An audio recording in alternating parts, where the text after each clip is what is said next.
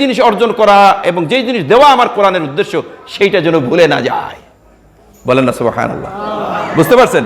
এখানেও আল্লাহ সুবহানাহু ওয়া তাআলা বলতেছেন ফাইলাহুকুম ইলাহু ওয়াহিদ, যেহেতু আল্লাহ তাআলা একই আল্লাহ তোমাদের জন্য, ফাইলাহুকুম ইলাহু ওয়াহিদ, ফাইলাহুকুম ইলাহু ওয়াহিদ ফালাহু আসলিমু, যেহেতু তিনি একমাত্র আল্লাহ, তিনি আমাদের ধর্তা কর্তা, তিনি সমস্ত শক্তির আধার, তিনি সমস্ত কিছু, অতএব আল্লাহ তাআলা বলেন ফা আসলিমু, অতএব তার নিকটেই আত্মসমর্পণ করো।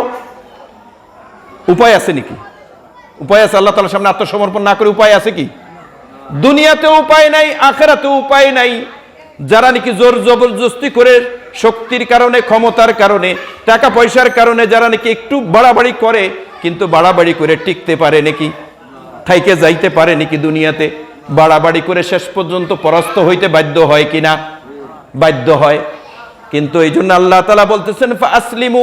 আবার অন্যত্র আল্লাহ তাআলা বলতেছেন কাইফা তাকফুরুনা বিল্লাহি ওয়া কুনতুম আমওয়াতান ফাহইয়াকুম সুম্মা ইউমিতুকুম সুম্মা ইউহয়িকুম সুম্মা ইলাইহি তুরজাউন। ও বান্দা, তোমরা কি করে আমার কুফরি করতে পারো?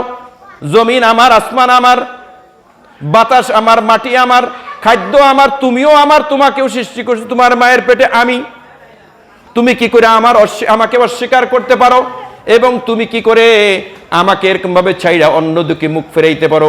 কাইফা তাকফুরুনা বিল্লাহি, তুমি কি চিন্তা করেছো নাকি? কাইফা তাকফুরুনা বিল্লাহি ওয়া কুনতুম আমওয়াতা, তুমি ছিলে মৃত্যু, অর্থাৎ তোমার কোনো অস্তিত্ব ছিল না। সেই অস্তিত্বহীনতার থেকে আমি তোমাকে অস্তিত্বের মধ্যে এনেছি বান্দা, তুমি কি চিন্তা করেছো নাকি? কাইফা তাকফুরুনা বিল্লাহি ওয়া কুনতুম আমওয়াতান ফাহইয়াকুম, তোমাকে আমি ওখান থেকে হায়াতে আনলাম, তোমাকে আমি বানাইলাম, তোমাকে আমি তৈরি করলাম, তোমাকে আমি জীবিত করলাম। ফাহইয়াকুম সুম্মা ইউমিতুকুম, অতঃপর তোমাদেরকে আমি আবার মৃত্যু দান করব। সুম্মা ইউহয়িকুম, এবং অতঃপর তোমাদেরকে আমি আবার জীবিত করব। সুম্মা ইলাইহি তুরজাউন, অতঃপর শুধু এতটুক না, এতটুক করে করে ছেড়ে দিলাম তা নয়, বরঞ্চ শেষ পর্যন্ত তোমরা আমার নিকটে হিসাবের জন্য, সারা জীবনে যা করেছো সেইটা দেখানোর জন্য আমার নিকটেই তোমাদেরকে ফিরে আসতে হবে। ফিরে যেতে হবে কার কাছে?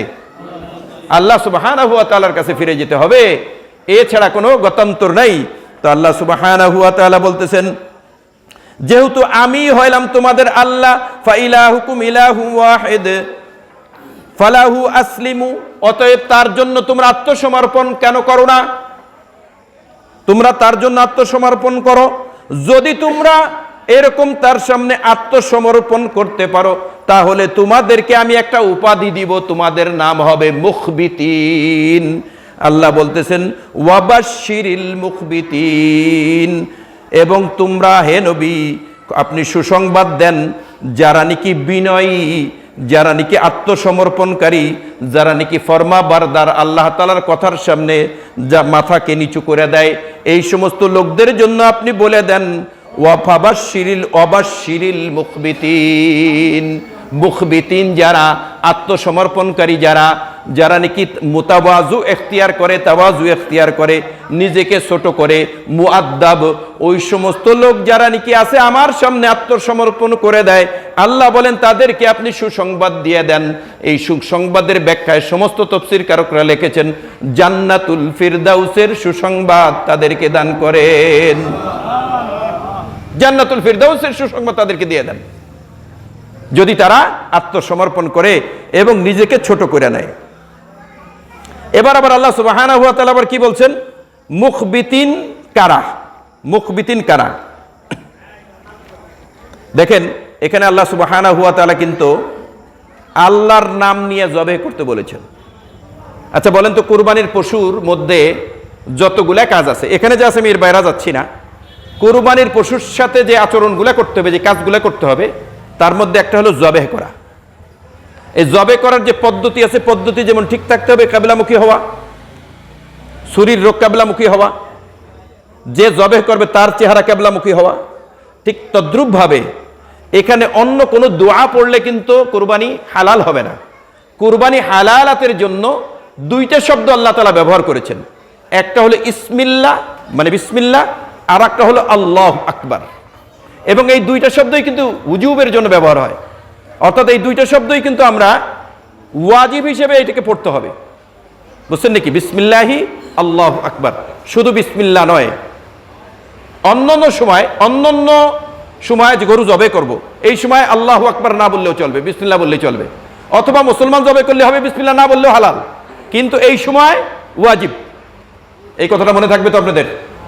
কোরবানির সময় বিসমিল্লাহি আল্লাহু আকবার পশুর উপরে পাঠ করা কি ওয়াজিব? ওয়াজিব।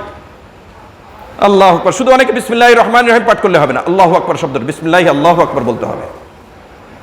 তো এই যে বিসমিল্লাহর যে ব্যাপারটা, আল্লাহর এসএম, আল্লাহ তাআলার নাম যে নিতে হবে, এই বিসমিল্লাহর উৎপত্তি আল্লাহু আকবার। খুব সুন্দর একটা কথা বলবো এখন। বিসমিল্লাহর উৎপত্তি, বিসমিল্লাহর সূতিকাগার, বিসমিল্লাহর জন্ম। ওলামা একরামকে অনেক কিছু এরকম ভাবে শেখার জন্য আজকে দিছি আপনাদেরকে। বিসমিল্লাহর জন্ম কিন্তু কোরআনের জন্মের সাথে।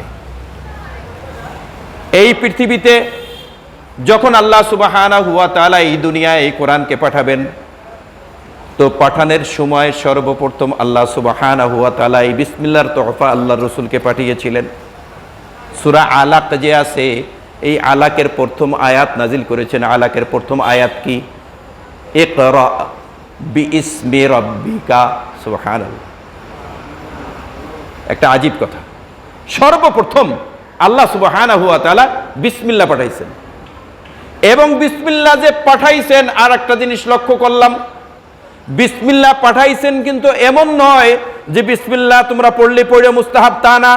বরঞ্চ আল্লাহ সুবহানাহু ওয়া তাআলা কি বললেন? ইকরা, ও নবী আপনি পাঠ করেন, হুকুম দিয়েছেন।